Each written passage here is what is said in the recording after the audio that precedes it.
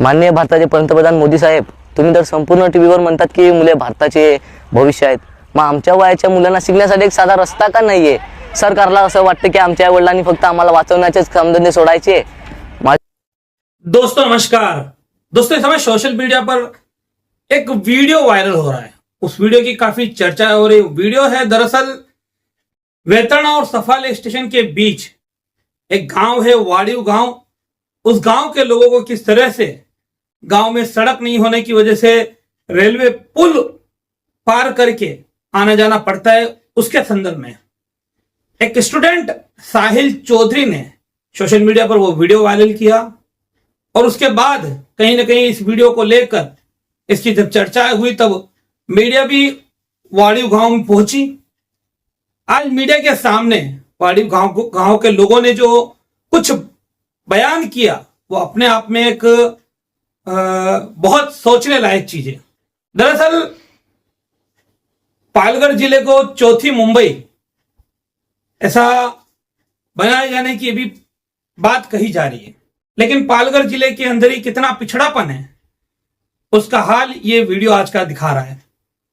हम बात कर रहे हैं वाड़ीव गांव जो कि सफाले और वेतरणा गांव के बीच में आता है, और वहां पर रास्ता नहीं होने की वजह से वहां के गांव वालों को, जो 4000 की जनसंख्या गांव की बताई जाती है, वहां के गांव को लोगों को स्कूल जाने तक के लिए रेलवे लाइन, रेलवे ट्रैक जो है वो पार करनी होती है और कई समस्याओं का सामना करना पड़ता है। यहां तक कि गांव में एक एम्बुलेंस तक नहीं आ सकती है।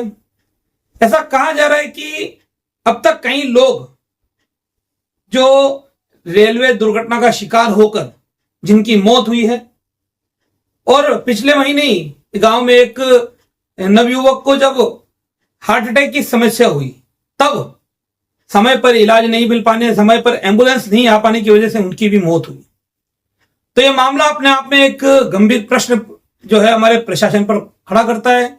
इस मामले में साहिल चौधरी नाम के एक स्टूडेंट ने अपने सोशल मीडिया पर एक वीडियो वायरल किया।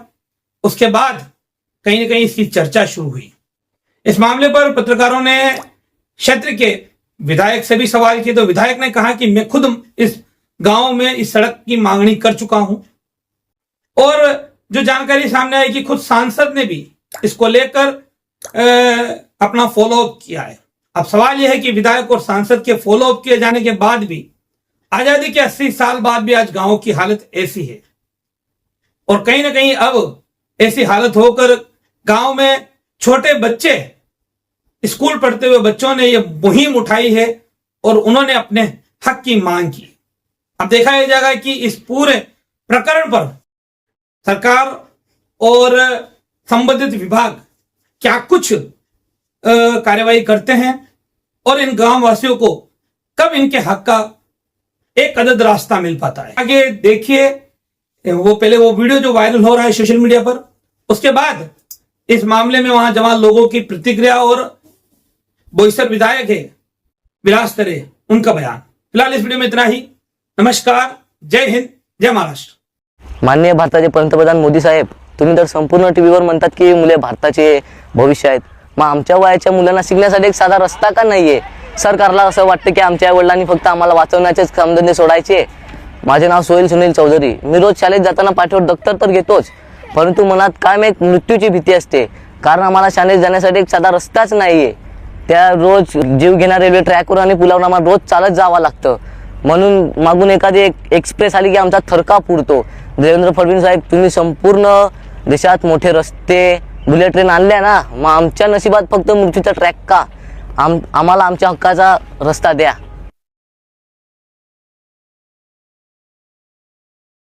काय समस्या संदर्भात तू व्हिडिओ बनवला? माझं नाव सोहेल सुनील चौधरी. मी वाडेव गावाचा विद्यार्थी आहे. मी जे व्हिडिओ बनवले त्याचे तुम्ही बघू शकतात, आणि आता जस्ट इकडून गाडी गेली, तुम्ही पाहिलीच असेल किती अंतर आणि किती याच्यावर. आणि जसं की गाडी आपले आल्यानंतर राहायला गाले बनवले आहेत, तेवढीच जर जागा आम्हाला दिली असती तर आमच्यासाठी खूप झालं असतं. काय मागणी आहे तुझी मुख्यमंत्री पंतप्रधान यांच्याकडे तू मागणी केली आहे? माझी मागणी आहे म्हणजे की आम्हाला फक्त जाण्या येण्यापूर्वी फक्त रस्ता द्या, आणि फक्त आम्हीच नाही, पर्टिक्युलर म्हणजे आम्हीच नाही प्रवास करत, कित्येक लोकांचे इकडे अपघात झाले आहे. खूप मोठे मोठे प्रोजेक्ट सुरू आहेत, त्याच्याविषयी काय सांगशील? ते प्रोजेक्ट फक्त येतात आणि जातात, फक्त आमच्याच फक्त काय आणि कशा पद्धतीने रोज तुम्हाला शाळेत जाताना त्रास सहन करावा लागतो? माझं नाव सान्वी पाटील आहे. ह्या ट्रॅकवरून असेच रोज फास्ट गाड्या येतात. आम्हाला खूप भीती वाटते. आम्ही नक्की अभ्यासावर लक्ष द्यायचं का ह्या गाड्यांवर लक्ष द्यायचं? नेहमी जाताना आई वडील वगैरे सांगत असतात. आम्हाला नेहमी जाताना आई वडील वगैरे सांगत असतात, तुम्ही सांभाळून जाया, गाड्या बघत जाया.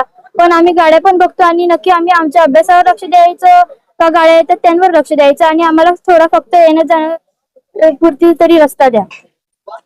तुमचं नाव काय आणि काय नेमकी मागणी आहे?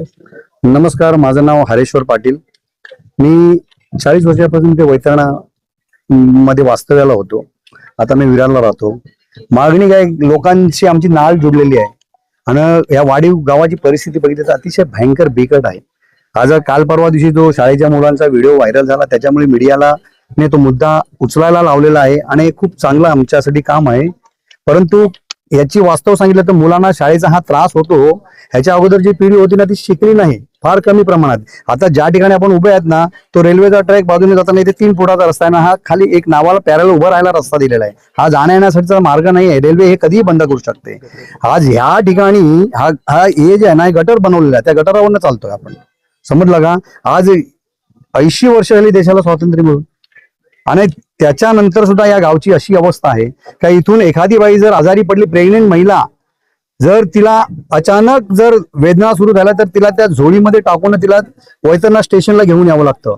एखादा पेशंट जर आजारी पडला, एखादा माणूस, तुम्हाला सांगतो की ह्या वाडी गावामध्ये शेती आहे, लोक शेती करतात आणि त्या ठिकाणी शेती करताना साप वगैरे चावला कधी तर भयानक म्हणजे जाग्यात मृत्यू. तर अशा लोकांना घेऊन जात असताना अर्ध्या रस्त्यात नेताना पण माणसाचा मृत्यू झालेला आहे आणि ही भयानक स्थिती आहे. तर सरकारला जाग घ्यावी, सरकारने याच्यावरती गंभीरपणे विचार करावा. शासनाने, महाराष्ट्र शासनाने, आम्ही काय बघा, आज तुम्हाला सांगतो की देशात सगळ्या ठिकाणी आंदोलन चालू आहेत. एक छोटासा खड्डा, महानगरपालिका, ग्रामपंचायत, सगळ्या ठिकाणी सोशल मीडियाद्वारे व्हिडिओ टाकले जातात. या ठिकाणी रस्ता खड्डा आहेत की खड्ड्यात रस्ता आहे, परंतु इकडलं वास्तव जे आहे ते आम्ही लोकांसमोर मांडतो. ते आम्ही शासनाला जाग घ्यावी ह्या उद्देशाने ते मुलांनी जो व्हिडिओ टाकला त्याच्यामुळे सगळे जागरूक झालेले आहेत. त्यांच्या त्या लहान मुलांनी जो व्हिडिओ बनवून टाकला सोशल मीडिया, त्याच्यामुळे आमच्यासारखे सुद्धा जागे झाले. आज त्या मुलांना सपोर्ट करण्यासाठी की त्यांचं दुःख ते आमचं दुःख आहे, त्यासाठी आम्ही आज देशामध्ये सगळ्या ठिकाणी विषय निघतो, मराठी बोला, मराठी शिका. तर राजसाहेब ठाकरे आणि उद्धवजी ठाकरे यांना सुद्धा निवेदन करतो की साहेब, हे गाव आपलं मराठी आहे, मराठी लोकांच्या हक्काचं गाव आहे, त्याच्यासाठी तर आवाज उठवा. लोक आहेत ना, आणि सरकारमध्ये जे लोक आहेत त्यांना सुद्धा सांगतो, आज शिंदे साहेब युती सोबत आहेत. शिंदे साहेब मुख्यमंत्री होऊन गेले, शिंदे साहेब आजच्या घडीला मुख्यमंत्री आहेत आणि शिंदे साहेब आणि देवेंद्र फडणवीस साहेब यांच्याकडनं भरपूर अपेक्षा आहेत आम्हाला. या गावासाठी पर्यायी रस्ता द्या आणि तुम्ही तो रस्ता देतील. या गावाचं दुःख, या मुलांची जी पीडा आहे ते तुम्ही महाराष्ट्र आपला मोदी साहेबांपर्यंत पोहोचवतील, गडकरी साहेबांपर्यंत पोहोचवतील. त्यांना आम्ही निवेदन ऑलरेडी दिलेले आहे, त्याच्यावर पुनर्विचार करावा हीच मागणी आहे. सर, गेल्या अनेक दशकांपासून रेल्वे रूळ क्रॉस करून वाडीव गावातल्या नागरिकांना प्रवास करावा लागतो. काय नेमकी परिस्थिती? वाढीवच्या संदर्भात मी 3 पत्र दिलेले आहेत आणि परत आता 4थं पत्र मी परत देणार आहे. पण शेवटी केंद्र सरकार आणि राज्य सरकार निधीचा मोठा तिथे हे आहे आणि त्या संदर्भातलं त्यांच्याकडे मी सतत मागणी करतो आणि पुढेही करत राहीन, जेणेकरून त्यांना न्याय कुठल्या पद्धतीने मिळेल त्या संदर्भात माझा पूर्वी प्रयत्न होता आणि आताही राहील. आणि त्या ताकदीने परत हा विषय मी मागे विधानसभेत मांडलेला, पण आता परत त्या संदर्भातलं पत्र मी या 7 दिवसाच्या आतमध्ये जेव्हा मुंबईला जाईन तेव्हा मी मंत्रालयामध्ये माननीय मंत्री महोदयांकडे हे पत्र देणार.